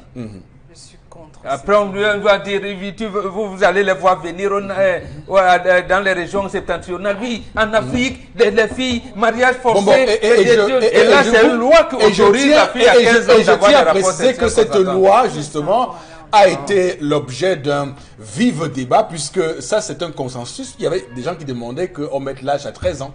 Voilà. Donc, vous imaginez, 15 ans, ça a été une grande bataille pour... C'est une évolution. Voilà. Notoire. Et même lorsque la fille de Floraz aura 15 ans, mon fils viendra demander sa main. Il ne faudra pas dire que... Voilà. Voilà, très bien. C'est comme là, Floraz, allez-y. Oui, autre... Excusez-moi pour le mot, mais c'est parce que le monsieur ne veut pas dépenser à l'extérieur pour se soulager qu'il a donc pris cette fille. Elle n'aura jamais de respect dans ce couple. Elle devient tout simplement la prostituée de ce monsieur. S'appelez comme vous voulez, mais elle est chez lui. Et on ne peut pas être prostituée à domicile. Je lis les SMS. Bonjour à tous. Si Alette pense être forcée, que du haut de ses 33 ans, qu'elle assume et prouve à ses parents qu'elle peut mieux que leurs propositions. Voilà. Voilà, je suis d'accord avec. Elle ne peut pas. D'accord, on va arrêter là pour les messages de ce matin, madame, messieurs. On va tout de suite rester avec vous, Florazé, pour prendre la revue des réseaux sociaux. Oui, il y a Eric Foupoussi. Alors, on revient justement avec cette affaire qui fait le buzz sur la toile, l'affaire des mineurs Wilfried et William, incarcérés depuis, on rappelle, le 16 avril. C'est une affaire qui court quand même. Et depuis quelques jours, on en parle. Wilfried et William, entre 14 et 15 ans aujourd'hui, il faut quand même qu'ils sont... donc accusé d'avoir stocké une somme de 200 000 francs à donc un médecin, monsieur chez qui ils ont donc effectué de temps en temps quelques petits travaux. Rappelons que cette affaire a donc été prise en charge par un collectif également d'avocats et qui ont donc décidé de dévoiler cette affaire, et surtout qu'on parle et notamment de manque de tolérance, parce que même les familles ont donc marchandé, ont tenu également à supplier même le monsieur en question. Ils ont donc même essayé de revenir à de bons sentiments en proposant à ce monsieur une somme de 400 000 francs CFA pour faire taire cette histoire très malheureuse qui plonge quand même les deux familles dans la tristesse totale. Le quartier tout entier même, et même les chefs du quartier également, qui ont donc assiégé le monsieur. Même à travers ces différentes tentatives, rien n'a été fait pour ces enfants qui n'avaient jamais vu l'intérêt d'un commissariat, gendarmerie ou autre. Ils sont donc incarcérés aujourd'hui et ça ne laisse personne indifférent. Rappelons que l'affaire court encore. Et puis, pour cette heure, sur les réseaux sociaux, tout le monde s'en offusque. On se pose certaines questions. Est-ce qu'il y a encore quelques informations à nous qui ne sont pas dévoilées? Pourquoi autant de colère et de rage vis-à-vis de ces enfants qui ont même justement dévoilé avoir justement pris cette somme de 200 000 francs CFA? C'est la question qu'on se pose. Un peu d'humanisme aussi. Rappelons également que notre cher ami Eboutou, qui a donc voulu également porter cette affaire lui-même personnellement, et puis une affaire qui justement est donc tenue par tous les Camerounais aujourd'hui sur la toile. Quand vous visitez les réseaux sociaux, c'est libérer ses enfants, un peu d'humanisme, un peu de tolérance également. Eric Fopoussi, on en parle encore une fois de plus, mais ça fait quand même très mal d'avoir ces enfants jeunes, comme vous voyez en image, 14-15 ans, qui sont donc encore incarcérés pour l'heure. Je me prononcerai sur cette histoire, rassurez au Florazé, mais évidemment, Bobo Bengan, sur lorsqu'on voit comment tout cela se fait, qu'est-ce que vous relevez? Je relève la solidarité qui me réconforte un peu, parce que je commence à penser que tout n'est pas perdu. L'organisation sociétale que nous avons en Afrique, et il y en a qui conservent encore certains élans, c'est-à-dire quoi? La mobilisation que le chef du quartier de Titi Garage a fait avec le mouvement pour, d'abord, ils n'ont pas, ils n'ont pas poussé les enfants au vol, c'est-à-dire ils n'encadrent pas le vol, ils condamnent, mais ils estiment que c'est des enfants, ils ont commis des larcins certes, mais c'est trop tôt pour eux d'aller en prison. Ils sont venus voir le médecin en question pour lui dire, vous avez perdu, les enfants vous ont volé 200 000, nous pouvons, avec les dommages, vous donner 400 000 francs. Nous souhaitons que l'affaire se limite là et nous sommes ensemble dans ce quartier. Nous pouvons les encadrer. Maintenant, c'est cette solidarité-là que j'approuve. Mais sauf que le médecin est resté très rigide et c'est ça qui me révolte un peu. Qui me révolte parce que, en fait, si son enfant lui vole de l'argent, il va faire comment? Il va l'amener au commissariat? Alors, ce qu'il dit, c'est qu'il avait perdu 7 millions. Dans un premier temps, c'est ce qu'il a dit. Il donne des versions 7 millions. Et qu'il a mis les 200 000 sciemment pour tester. Pour voir qui... ça, c'est justement, c'est pour ça que la justice au Cameroun n'est pas juste. Oui. C'est-à-dire qu'on ne va pas loin dans des enquêtes. Elle n'est pas juste. Elle dit, j'ai perdu 200 000. Oui. Après, elle dit, j'ai perdu 7 millions. Après, c'est 5 millions. Donnez-moi une compensation de 2 millions. Après, oui. Elle a déjà donné au moins 6 versions. C'est un monsieur. Voilà. Monsieur Martin Nomo, il s'appelle. Voilà. Oui. Maintenant, il y a l'autre côté. C'est quoi? C'est que c'est vrai, on peut comprendre qu'il soit courroucé parce que ces deux enfants peuvent être aussi entraînés par des brigands et venir l'assassiner. Mais lorsque la société, c'est même la justice, le juge rend la décision au nom du peuple. Et lorsque vous prenez donc deux enfants, 14, 15 ans, vous les envoyez en prison, c'est pour chercher quoi? C'est pour chercher leur resocialisation ou bien vous les laissez se révolter contre la société. Quel est donc, il y en a un qui a perdu son père, donc ils sont dans des familles modestes. Quel est donc, comme disait tout à l'heure la fille, le regard de la société? Quand on dit les enfants de la rue n'accouche pas. La rue n'a jamais enfanté, ce sont nos enfants. Et ce médecin, moi j'implore, moi je ne veux pas les enquêtes préliminaires continues. D'ailleurs, il prend cher hein, sur la toile. Beaucoup estiment qu'il est disqualifié avec ce qu'il a fait pour soigner les gens. Autorité morale de mon rang, s'il ne, comme on dit, s'il ne révise pas sa position, s'il ne revient pas sur les orientations données par des candidats, il verra ce que deviendra ses enfants. Je le lui dis en face. Puisque en fait, il y a, quand tout le monde consent que, c'est vrai, ces enfants pouvaient même t'assassiner, c'est possible. Mais ils ne sont pas allés jusque-là. À peine tu leur dis, c'est vous qui avez pris l'argent, il dit oui, papa, nous avons pris l'argent. Nous avons pris l'argent. Quelle est la correction à donner aux enfants? D'accord. Très bien. Et le chef du quartier vient dire, non, ils ont volé, on vous remet votre argent en double, mais laissons-les, on va le contrôler. Puisqu'en fait, il y a des brigands au quartier. Pourquoi on ne peut donc pas considérer, prendre ces enfants demain pour les enlever des griffes de ces brigands? Moi, c'est ça que... D'accord. Parce que les autres, nous aujourd'hui, on a fait le bambin. Il y a des gens, parce que j'ai entendu les gens parler du travail des enfants. Moi, à 13, 14, 15 ans, il nous arrivait d'aller défricher les cacaoyères des gens, des plantations, de tout. Pendant qu'au même moment, nos camarades, d'autres qui avaient des parents fortunés, allaient faire des stages à l'UQAM, à FCREPCA, ici et là. Et il n'y a jamais eu de travail des enfants. Pourquoi on fait comme si... Donc, s'ils les avaient pris, l'époque, comme la solidarité, il faudrait qu'il maintienne ces liens de solidarité-là. Très bien. Et on lui a épargné la vie. Alors, Chalamel, est-ce qu'on doit ce matin essayer de réconcilier une approche dure, sévère, face à des enfants qui volent? On n'est jamais heureux de voir que des enfants volent, ça c'est clair, c'est répréhensible, ce n'est pas bon de voler, les enfants ne doivent pas voler. Alors, mais sauf que il y a quand même une difficulté à faire ce grand écart et à lier ces deux choses, des enfants qui volent, qu'on doit sanctionner, et la disproportion avec laquelle on répond à ce vol en les envoyant direct à Kondengui. Monsieur Eric Fopoussi, avant de répondre à votre question, j'ai bûché ces mots que j'allais dire. D'abord, laissez-moi dire ce que j'avais à dire. Je vais répondre à votre question après. Cet homme est un profiteur. Un profiteur avec grand P, monsieur Eric Fopoussi.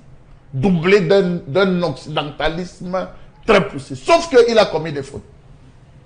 Et je souhaiterais à ce niveau que la société civile et les ONG s'attellent. Ces enfants sont des mineurs. Il employait chez lui des mineurs. Et les textes de la République proscrivent le travail des mineurs. En quoi consistait le travail de ces enfants? Laver le chien. Jardinage. Autre chose. Paye-t-il ses impôts? Il faut qu'on fouille. Qu'on commence à entrer. Est-ce qu'il est en règle d'abord avec l'État? Monsieur Eric Fopoussi, les textes sont clairs, si vous me permettez de vous donner quelques textes, les textes. Le chapitre 2 portant sur la détention provisoire des mineurs. Article 704. Le mineur de 12 à 14 ans ne peut faire l'objet d'un mandat de détention provisoire qu'en cas d'assassinat, de meurtre ou de coup mortel. C'est notre loi. C'est texte de loi du Cameroun. Merci. Article 705. Le mineur de 14 à 18 ans ne peut faire l'objet d'un mandat de détention provisoire que si cette mesure paraît indispensable. À ce niveau, M. Eric Fopoussi, tout le quartier s'est constitué. Les chefs de quartier devant sont venus dire non. Vous dites qu'on a volé combien? 200. Voici 400. C'est tout un quartier. Et vous êtes d'accord avec moi que le quartier ne se lève pas n'importe comment? On a des quartiers ne se lèvent pas, les gens ne se lèvent pas, ne se mobilisent pas n'importe comment dans les quartiers. Ça suppose que la vie même de ces enfants, leur histoire est connue du quartier. Voilà pourquoi on dit, ah, si c'est les enfants là, vraiment je mets mon doigt, ils m'ont déjà rendu service, ils sont serviables, on se lève spontanément de 200 à 400, remis par le chef de quartier, dans lequel lui-même il vit. Il dit non. Allons plus loin. C'est arrivé à la gendarmerie ou au commissariat. Le commissaire qui prend. Première question, y a-t-il eu tentative d'arrangement à l'amiable? Le chef de quartier devait se pointer en disant oui. Mais il a refusé. Non, il n'a pas posé la question. Oui, il n'a pas posé la question. Ça suppose que ce chef est lui-même de police ou de gendarmerie ou ce commandant de brigade ou commissaire est lui-même complice d'avoir encaissé un pot de vin. Le juge doit se pencher sur la question. La preuve, lorsque ces enfants sont arrivés en prison... Bon, c'est le juge d'instruction qui a signé. Monsieur, il faut pousser. Oui, c'est le commissaire, le commandant du cas qui l'ont amené. Oui, qui l'ont amené. Le juge d'instruction... Non, monsieur, il faut pousser. Monsieur, il faut pousser. Ce n'est pas le commissaire qui a signé. Monsieur, il faut on peut le soupçonner aussi. On peut le soupçonner. Pourquoi pas? Qui a entendu ces enfants? Vous laissez le juge. Qui a entendu aussi, mon cher? Vous évitez l'outrage à magistrat. Je comprends. Il allait de manière graduelle. Allez-y. Monsieur Fopoussi, on a entendu ces enfants. Oui. Ils sont passés aux aveux devant qui? Quel était leur conseil? Ont-ils été sérieusement entourés pour pouvoir passer cet aveu? Est-ce que ce n'était pas un aveu sous torture? Il faut se poser toutes ces questions. Comment est-ce qu'on en est arrivé là? Est-ce que les parents étaient présents? Je tire un grand coup de chapeau aux prisonniers qui, lorsqu'ils ont vu ces enfants arriver, eux-mêmes à la prison, ont engagé un mouvement pour dire, vous amenez ces enfants où? Donc, monsieur Eric Fopoussi, nous allons à ce niveau et nous devons dire que la société est en train de déraper, l'occidentalisation extrême. Comment vous perdez 2 millions? Vous ne portez pas plainte. Vous n'accusez pas, mais vous mettez 200 000 pour tester le voleur. Que vous dites connaître déjà.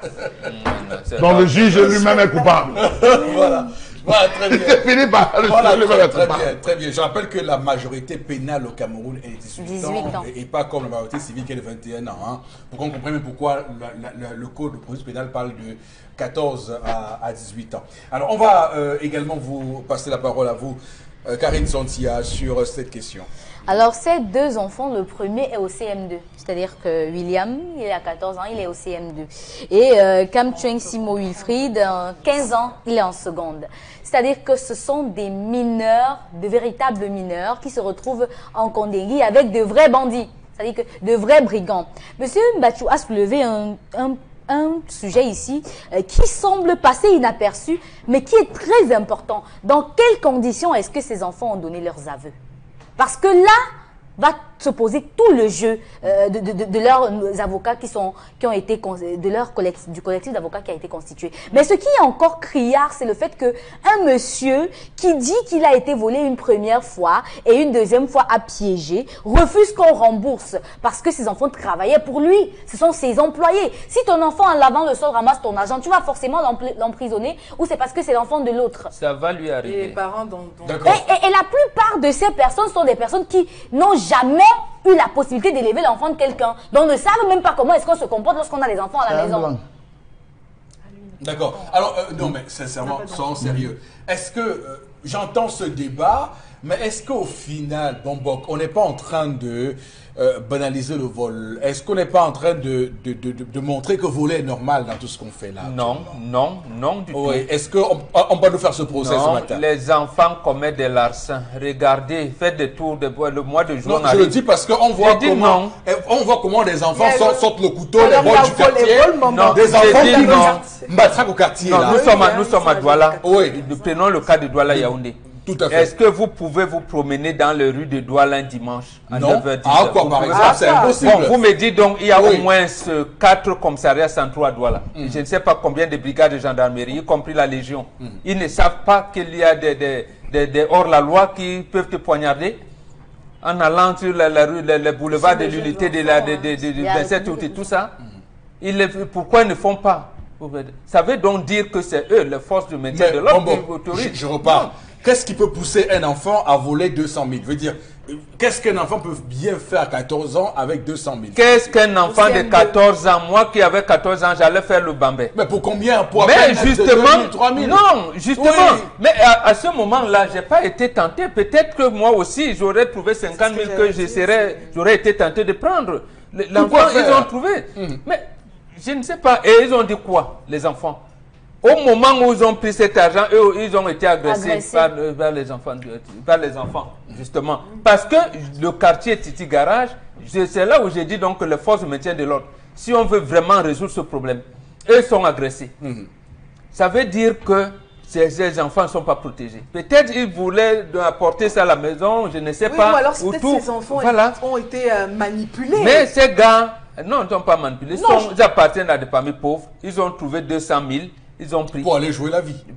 Non, on ne peut pas. On ne peut pas le dire. Bon, quand ils viennent donc laver le chien, faire le jardinage et tout ça, c'est pour faire quoi? C'est pour aller jouer la vie? Ils payent leurs études avec ça. Mais bon, est-ce qu'il n'y a pas une piste? Parce que moi, je ne sais pas. Moi, j'ai le sentiment qu'on est en train de faire une analyse parcellaire de ce sujet. Peut-être, mais il y a un comportement du chef du quartier et des chefs de bloc. Et beaucoup de gens qui viennent. Ça veut dire qu'il y a une solidarité qui peut aller plus loin en disant qu'est-ce qui s'est passé avant. Même lorsqu'il y avait des brimades.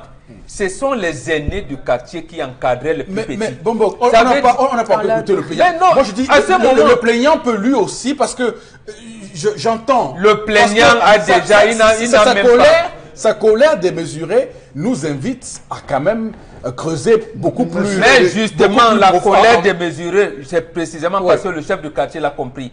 Nous pouvons même prendre le cas extrême où ces enfants auraient pu l'assassiner. C'est possible. Ce qui n'est pas exclu. Voilà, c'est possible. Voilà. Mais quand vous vous ratez donc un assassinat. Quel est le comportement de la société vis-à-vis de cet enfant de 15 ans qui voulait assassiner quelqu'un? Est-ce que vous savez qu'il y a dans des quartiers au Cameroun, il y a des petits caïds qui peuvent vous menacer, vous faire du chantage et qui peuvent vous conduire à des choses. Voilà. Sauf que ces caïds, pour la plupart des cas, on les connaît. Et ces caïds, quand ils sont arrêtés par les forces de maintien de l'ordre, ils vous disent on revient.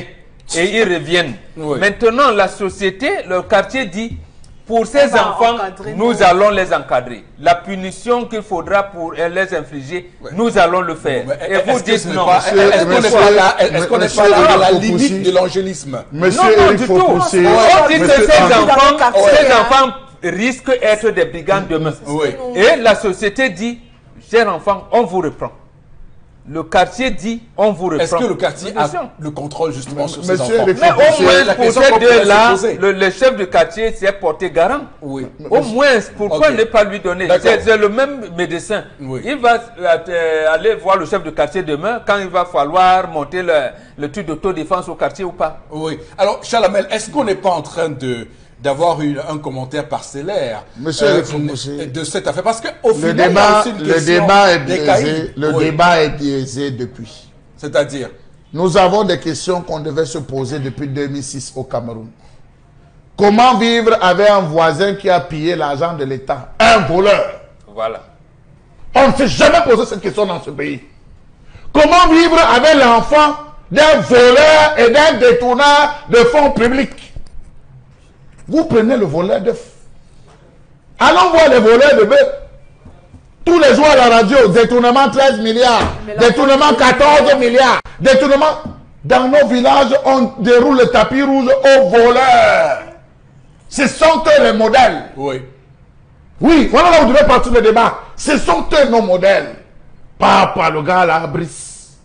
On l'a nommé, il est devenu tel. Hey. En un temps record, il a la voiture. Voilà un capot. Oui. Pour en longueur de journaux dans les télénovelas où les gars sortent ce que les enfants appellent le boom. Un paquet d'argent comme s'ils sont claqués pour jouer. Ça se voit. Mon incroyable anniversaire. On a décrié ici les télénovelas. Voilà des enfants qui sont victimes d'une société qui n'a pas pu leur proposer de modèle. Quel est le modèle? C'est le FEMAN. On lapide le gars qui a volé un beignet au Carrefour. On le tue jusqu'à mettre les roues. On met les roues, sinon on allume le feu. Et on déplore, on déroule le tapis rouge à celui qui a détourné les milliards. Il arrive, il farote, on dit président. Ces enfants voulaient être présidents. Le débat n'a pas sa place, c'est mieux d'être là-bas, c'est bon. Ok, d'accord, merci. En tout cas, on va continuer à suivre de près cette affaire pour vous, madame, monsieur, sur Equinox Télévision, puisque on va également dire merci à David Eboutou, qui a été le lanceur de la lettre, avec également avec aussi le collectif d'avocats dirigé par maître Dominique Fous et maître Georgie Massy également dans ce collectif d'avocats, et d'autres avocats qui se sont constitués de manière bénévole pour défendre ces deux enfants, pour qu'ils puissent d'abord bénéficier d'une libération provisoire et puissent comparaître libres si possible pour les sortir de cet enfer de Kondengui où ils sont depuis 2016. Oui, et c'est pour ça justement que les avocats se battent pour pouvoir réussir à les libérer. Depuis 2016. Oui, non, depuis le 16 avril 2019. Je vous avais dit 2016. Je me suis failli m'écrouler. Depuis le 16 avril 2019. Pardon. Ouais. Merci. Allez-y, Florence, c'est pour la suite. Ah, il fait plus bon vivre à prison centrale, Kondengui. Rappelons qu'on a également, c'est vrai qu'on n'a aucune source officielle qui s'est prononcée sur cet incident très grave où on a donc Michael Niao qui aurait été poignardé dans son sommeil et dans sa cellule, militant lui-même du MRC.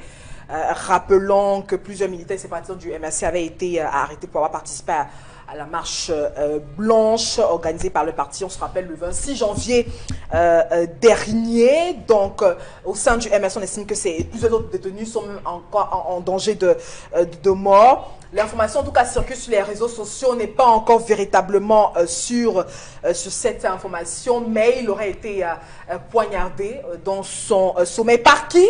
On ne le sait pas. Peut-être qu'une enquête qui sera diligent en ce sens, pourra nous donner tous les détails, Rifo Poussi.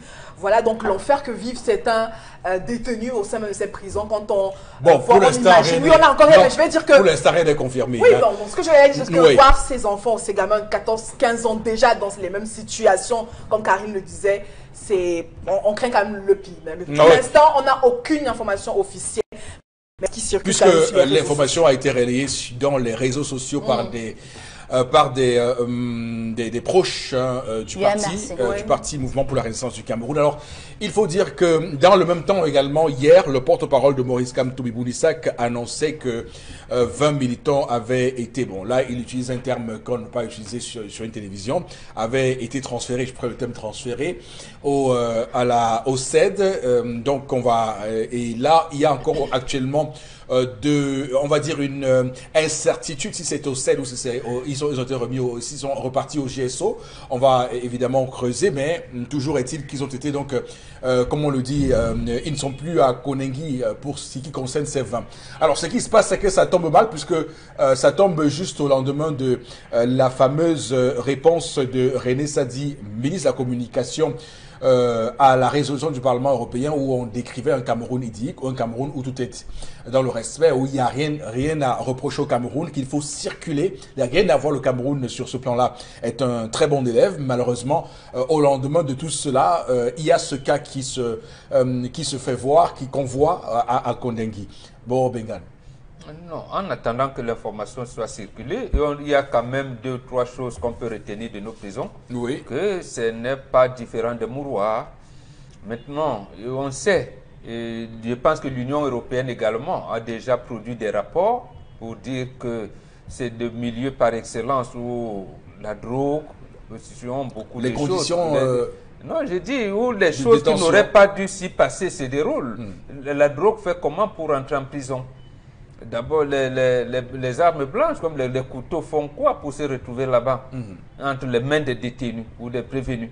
C'est quand même c'est difficile à concevoir. Mais quand on sait que ça existe, que l'information soit confirmée demain, on verra que les gardiens des prisons puissent également dire dans quel est l'état de sécurité qu'on met en place pour, j'allais dire, pour préserver. Et au moins, il y a quand même un certain nombre de respect des droits de l'homme. D'accord, en tout cas pour garantir la sécurité des détenus à la prison centrale de Konengi. Alors, Chalamel, votre commentaire, je vous en prie. Monsieur Rifo Poussi, vous savez, tout ce qui concerne le MRC est devenu des sujets sur lesquels il faut mettre point d'interrogation. Pourquoi je dis point d'interrogation?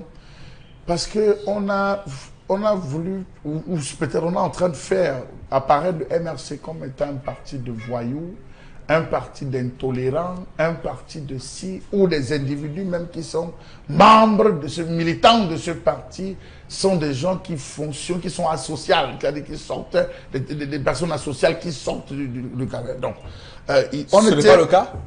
Pardon? Ce n'est pas le cas? Ce n'est pas le cas. Vous voulez me faire dire des choses, je vous fais... Non, je vous taquine. Oui, j'ai compris. Je vous fais dire ce qu'on est en train de voir. Donc, on n'avait jamais atteint ce seuil. C'est quand je reparcourais certains textes que je me suis rendu compte que il n'y a aucune différence entre ce qui est en train d'être fait au MRC, ce qui a été fait à l'UPC à une certaine époque, tout ce qui a été dit en termes de mouvements sortis, les écrits et tout. Bon, nous, de passons. L'histoire sera le seul juge. Alors, oui. Parce que, j'ai parcouru cette information. Ce qui est dit au sujet, vous savez, tous s'élèvent pour dire, moi je préfère attendre les conclusions de l'enquête qui sera ouverte. Parce qu'en ce moment, des choses sont en train de dire, non, c'est un individu qui dans son intolérance, ou un manque de respect, ce n'est pas... Donc vraiment, je n'ai pas envie de verser là, je préfère attendre les conclusions. Une chose est sûre, c'est que rien ne saura se cacher dans cet univers. D'accord. On va terminer, Florazé, rapidement. Oui, Rifo Poussi, hier aux environs de 15 h, on va le dire. 16 h par là, donc on a un incendie qui s'est donc déclaré. Hein. On est à Douala, au lieu dit Grand Moulin. Une dame donc dans sa concession en pleine cuisson s'est donc assoupie et puis catastrophe dans son sommeil. Elle s'est donc oubliée. Et puis on a donc eu justement la marmite toute calcinée et puis le feu. Une grosse catastrophe. Rappelons que même le bailleur, parce que c'est une concession, le bailleur lui-même était là dans son studio, etc. et tout. Donc même sa propre maison a été calcinée, une autre concession aussi à côté parce que c'était une grande concession. Il avait lui-même fait quelques petites indépendances. Tout a calciné dans cet incendie. On rappelle quand même que les sapeurs-pompiers venus sur place ont dû quand même circonscrire les flammes parce que c'est quand même une zone marchande. On a quand même des commerçants qui sont aux alentours. Certains même commençaient à enlever déjà leurs marchandises. Donc la présence des sapeurs-pompiers a quand même réussi à limiter les dégâts. 2 voitures quand même étaient assignées. Hein. La toute première est tombée en panne même au niveau de Mobile Bonakanwa ici même. Donc c'est la seconde qui est allée. Oui, c'est la seconde qui est donc allée en renfort et qui a donc réussi quand même à circonscrire. Hein. Donc voilà donc ce drame aussi, juste une petite négligence d'une dame chez elle et le pire en est arrivé. Voilà. Bon, ce sont des choses qui arrivent. Ah ouais, oui, on parlait de petite négligence d'une dame. Voilà. Si c'était un homme, on aurait appelé les Nations Unies. Voilà. Alors, bon, Megan, vraiment, je veux dire, ce qui est... Bon, les incendies, on sait, les gens vont dire que c'est normal, que ça arrive parfois, parce que, oui, ça arrive. Mais il y a des choses qu'il faut noter quand même dans cette affaire, c'est justement cette négligence. Il y a aussi l'intervention des sapeurs-pompiers et ce fait insolite du véhicule tombé en panne. Mais quand même, ce pays surprend toujours. Hein. Oui, absolument. Je commence par la dame. Elle-même, elle fait quoi? Commerçante, tout ça, ou bien elle se réveille tôt. Elle a oublié qu'elle a mis la marmite au feu. Donc, ça arrive. Et puisque si ça n'arrivait pas, ça n'aurait pas arrivé. Donc, c'est des choses qui arrivent. Et précisément, parce que ces choses arrivent, qu'on veille. Qu'on veille. Et vous voyez donc maintenant, lorsqu'on demande aux dames qu'il y a un type de comportement à observer, les femmes estiment que non. Comme les hommes ne font pas, elles ne peuvent pas. Voilà comment la société occidentalisée nous a amenés aujourd'hui. C'est-à-dire que vous oubliez de faire vos devoirs tout simplement parce que l'homme a manqué sa part, comme on dit. Voilà des situations. Va-t-elle payer le loyer? Va-t-elle reconstruire? Ou alors va dire, mais c'est en location. Oui, elle est en location. Oui, mais elle a brûlé la maison. Est-ce que le locataire a assuré sa maison? Le bailleur a assuré sa maison? Voilà. Oui. Si cette femme avait été une véritable bantou, elle aurait su que on ne met pas une marmite au feu pour s'assoupir. On ne s'assoupit pas. Lorsqu'on met une main, non. Non. De la même manière qu'on ne lit pas couché. Ne vous couchez pas, vous prenez un livre, vous pensez que vous allez lire. Il y a des attitudes. On ne lit pas couché. Ne mettez pas une marmite au feu, vous allez vous étaler en disant que je me repose un peu. Certainement, elle a mis la marmite, elle allait s'étendre un peu sur le lit en disant le temps que ça chauffe. Dieu, voilà, ou soit regarder la télévision, elle s'est oubliée. N'oubliez pas, et surtout lorsque vous êtes en train de faire des choses, oubliez tout ce qui attire la concentration. Vous savez, et ça, c'est des jeunes filles. On enseigne cela à la jeune femme. Quand tu as mis une marmite au feu, vous allez vous rendre compte, la maman qui mettait la marmite au feu, pendant que la marmite au feu, elle est en train de laver bébé là, elle est en train de gérer, elle ne sort de sa cuisine que lorsqu'elle s'est rassurée que tout est arrêté. Vraiment, quand on entrait dans la cuisine de maman, il y avait tout dans la cuisine de maman. Tout dans la cuisine de maman. Donc, il faut revenir à ça, monsieur Rifopoussi. Il faut que les femmes d'aujourd'hui reviennent à ça. On avait tout dans les cuisines. C'est vrai, vous allez nous dire, vous allez soulever la question, l'argument de la promiscuité. Oh, on a envie. Oh, c'est difficile. Oh, mais... Ok, d'accord, merci. On va arrêter là pour ce matin, madame, messieurs. Le programme se poursuit. On va aller donc au plateau B pour retrouver Miss Vergeturov. Alors, si Miss n'est pas encore en place, on va tout de suite prendre donc la suite et la reprendre juste après. Je m'adresse à la régie. Donc, interpellation. D'accord. On nous signale à l'écran Miss Vergeturov. Bonjour, Miss Bonjour Eric Fopoussi, bonjour à la grande équipe du Zénith, bonjour à Florazé, sans oublier Charles Lamel. Merci beaucoup. Alors ce matin, je reviens encore donner du sourire aux femmes. Elles sont nombreuses déjà à avoir du sourire, elles sont nombreuses à ne plus cacher leur belle peau, elles sont nombreuses à se rendre à la plage en maillot de bain, elles sont nombreuses à ne plus s'exclamer en ces thèmes, est-ce qu'il y a véritablement un produit contre les vergetures? Eh bien oui. Vous qui souffrez des vergetures, vous qui avez longtemps souffert des vergetures, vous qui avez passé le temps à acheter des crèmes X, Y, Z sans succès, vous qui vous posez des questions en ces thèmes, est-ce qu'il y a véritablement un produit pour lutter efficacement contre les vergetures? Vous qui avez du mal à vous rendre à la plage en maillot de bain, vous qui avez du mal à aborder et démembrer, eh bien terminez vos soucis, terminez vos angoisses. Miss Vergeturov a mis pour vous sur le marché depuis 2 ans une véritable panacée pour lutter efficacement contre vos vergetures et pour vous donner du sourire. Alors, c'est quoi Vergeturov? De par son appellation, Vergeturov, c'est simplement cette crème miracle faite à base de plantes, de fibres naturelles qui élimine efficacement les vergetures sur l'ensemble du corps. Ici, je pèse mes mots. Qui élimine efficacement les vergetures sur l'ensemble du corps. Elle ne se limite pas à éliminer les vergetures sur l'ensemble du corps. Elle stimule également la production du collagène qui restaure l'élasticité de la peau. Elle favorise la régénération cellulaire. Elle hydrate en profondeur. Elle nous protège au quotidien contre les radicaux libres. Et enfin, elle combat efficacement la cellulite. C'est un véritable tout en un pour dire adieu aux vergetures, pour avoir du sourire et pour ne plus cacher sa belle peau. Alors, Vergeturov ici est super efficace sur tout type de vergetures. Les vergetures dues à une transformation hormonale, les vergetures dues à l'utilisation des produits éclaircissants encore appelés Johnson dans nos quartiers, des vergetures dues à une prise ou alors à une perte brutale du poids, des vergetures dues à une grossesse. Vergeturov est super efficace. Il faut également noter que Vergeturov est sans effet secondaire. Alors, c'est quoi la particularité de Vergeturov? La particularité de Vergeturov, c'est son petit prix. 6 500 francs, pas plus, pas moins. 6 500 francs pour dire